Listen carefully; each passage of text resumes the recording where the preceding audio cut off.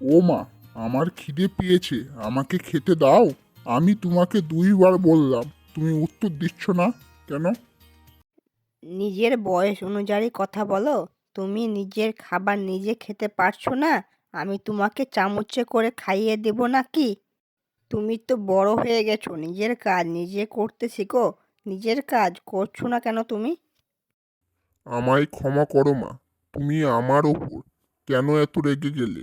কিন্তু তুমিও এরকম আগে কখনো করনি। বাড়িতে কোনো সবজি নেই, এদিক সেদিক ঘোরাঘুরি না করে বাজারে গিয়ে সবজি কিনে এনে দাও আমাকে।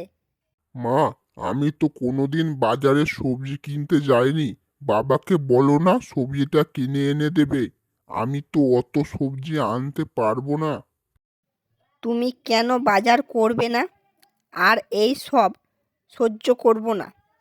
তোমার এই নাটক তোমার বাবা ও ঠাকুরমার সঙ্গে করো।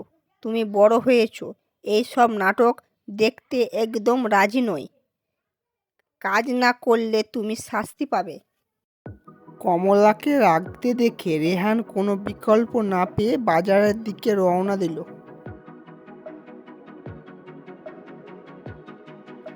বাজার থেকে বাড়ি ফেরার সময় রেহানের মাথায় নানা রকমের চিন্তা আসতে থাকে। হঠাৎ করে আমার মা আমার সঙ্গে এরকম খারাপ ব্যবহার শুরু করেছে। এরকম কখনো মা আমাকে এরকম কষ্ট দেয়নি। আমি ভাবছি মা আমার সঙ্গে নিয়মিত এরকম কেন করছে। ওরে বাবারে, এই সবজিগুলো এত ভারী, এটা বয়ে নিয়ে যাওয়া খুব কঠিন। আমি ভাবছি এটা আমি বাড়ি পর্যন্ত নিয়ে যেতে পারবো না। কমলা রেহানের ওপর অত্যাচার চালিয়ে যায়। বাবা, মা আমার সঙ্গে প্রায় খুব খারাপ ব্যবহার করছে আর আমাকেও কঠিন কাজ করতে বাধ্য করছে। শোনো আমার বাবু, কমলাকে নিয়ে এরকম কথা বলো না। হঠাৎ করে কোনো কারণ ছাড়া তোমার সঙ্গে কেন এরকম ব্যবহার করতে যাবে? রেহানের কোনো কথা রেহানের বাবার কাছে পৌঁছালো না, তাই রেহান রেগে গিয়ে বাড়ি ছেড়ে চলে গেল। হায় রে, ছেলেটার কথা বিশ্বাস করিনি, তাই আমাকে ছেড়ে চলে গেল। ও ভীষণ সহজ সরল, ও কোথায় চলে গেল ছেলেটা? আমরা সব জায়গায় খুঁজছি, কোথাও পাইনি। এর জন্য তুমিই দায়ী। আমি এরকম চাইনি গো। পাশের বাড়ির ছেলেরা দেশের বাইরে গিয়ে অনেক টাকা পয়সা ইনকাম করে আনছে। আমিও চাই আমার ছেলে ইনকাম করতে দেখতে, তাই একটু পরিশ্রম করাচ্ছিলাম ছেলেটাকে। এরকম কথা শুনে রেহানের বাবা ঘর ছেড়ে বের হয়ে গেল। আমি অনেক দূরে চলে এসেছি, আমার অনেক খিদে পেয়েছে। তার সঙ্গে আমিও ভীষণ ক্লান্ত হয়ে পড়েছি। ও, ওইখানে একটা লোক, তাকে দেখতে পাচ্ছি, যাই ওর কাছে। ওদের কাছে থেকে কিছু খাবার পেয়ে যেতে যাবো।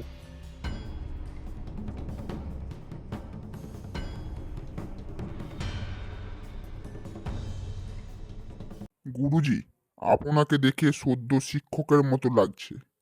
আপনি অনেকের জীবন গড়ে দিয়েছেন। আমার কথাটা একটু দয়া করে শুনুন। আমাকে কিছু খেতে দিন, না হলে আমি মারা যাব। এর বদলে আমি আপনাকে সাহায্য করব। তোমাকে দেখছি বেশ পরিণতি মনে হচ্ছে। কোনো চিন্তা করো না, নিশ্চয় খেতে দেব। তারপরে তুমি বলো, তুমি কোথা থেকে আসছো আর এখানে কেন এসেছো? আমি হলাম শেখর চাষির ছেলে। এবার দয়া করে কিছু খেতে দিন। আমি আপনাকে পরে সবটা বলবো। এই যে লক্ষ্মী, শুনো, এই ছেলেটা ভীষণ ক্ষুধার্ত, একে কিছু খেতে দাও। খাবার পরে রেহান তার গুরুজিকে সমস্ত কথা বলল আর বলল কেন সে পালিয়ে এসেছে। তার মানে তুমি তোমার বাড়ি থেকে পালিয়ে এসেছো। এরপরে তুমি কোথায় যাবে সে বিষয়ে তোমার ধারণা নেই। তুমি কি বুঝতে পারছো না তোমার বাবার জন্য কতটা কষ্টে? তোমার মনে হয় তাকে সব কিছু জানানো উচিত। না না, দয়া করে এরকমটা বলবেন না। সত্য বলতে, আমার বাবার কাছে ফিরে যেতে কোনো অসুবিধা নেই, কিন্তু আমাকে নিজের পায়ে দাঁড়িয়ে অর্থ অর্জন করতে হবে। তারপরে আমি আমার মা বাবার কাছে গিয়ে দাঁড়াবো। যেমন আমি আপনাকে আগেই বলেছিলাম, দান হিসাবে কোনো কিছু গ্রহণ করব না, তার বদলে সাহায্য করব। আচ্ছা, আমি তোমাকে থাকার জন্য অনুমতি দিচ্ছি, কিন্তু তোমাকে আমার আদেশ পালন করতে হবে। আচ্ছা ঠিক আছে তাহলে। পরের দিন সকালে রেহানকে গুরুজি ডেকে পাঠালো। কোথায় রেহান? কি করছিলে এতক্ষণ? আমার কাছে আসো। গুরুজি, গুরুমার হাতের করা জল খাবার খাচ্ছিলাম, খুব সুস্বাদু। আদেশ করুন গুরুজি। শুনো, এখন গোয়াল ঘরে যাও। এখন থেকে সকাল সন্ধ্যা 2 বেলা গোয়াল ঘর পরিষ্কার করতে হবে। তারপর দুধ সংগ্রহ করে তোমায় বাজার গিয়ে বিক্রি করে আনতে হবে। ঠিক আছে গুরুজি, আমি এখন কাজে যাই। রেহান বেশ আনন্দের সঙ্গে গোয়াল ঘরে গেল। রেহান দুধ সংগ্রহ করে বাজারে বিক্রি করে আসে। আরে রেহান, তুমি বাচ্চা ছেলে, কিন্তু তোমার বয়স অনুযায়ী সত্যি তুমি ভালো কাজ করছো। তুমি এত পরিশ্রম করছো, তা তোমার মা বাবার সঙ্গে থাকতে পারো, তারা গর্ব করতেন। না গুরুমা, গুরুজির কাছে আমার অনেক কিছু শেখার আছে। যতদিন আমি ভালোভাবে কাজ শিখে উপার্জন করতে পারি, ততদিন আমি বিশ্রাম নেব না। রেহান প্রত্যেক দিন দুধ সংগ্রহ করত। রেহান দুধগুলোকে বাজারে বিক্রি করত। এইভাবে সে দুধের কোম্পানি খুলল এবং ভালো মাপের অর্থ অর্জন করতে থাকলো। রেহান দুধের কোম্পানি থেকে অনেক অর্থ অর্জন করলো এবং সেই অর্থ তার গুরুজিকে দিল। আমি গর্বিত রেহান, সেই অর্থ নিয়ে তোমার বাবার কাছে যাও, দেখা করো। ওনারা তোমাকে নিয়ে গর্ববোধ করবে। এই কথাটা আমার নির্দেশ অনুসারে পালন করো।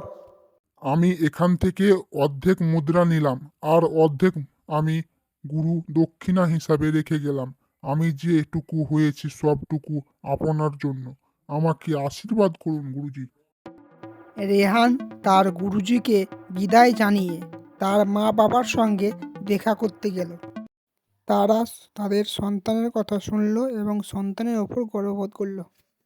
রেহান, আমাকে ক্ষমা করে দাও বাবা। তুমি যখন ছিলে না, আমি বুঝতে পেরেছি আমি কতটা অন্যায় করেছিলাম।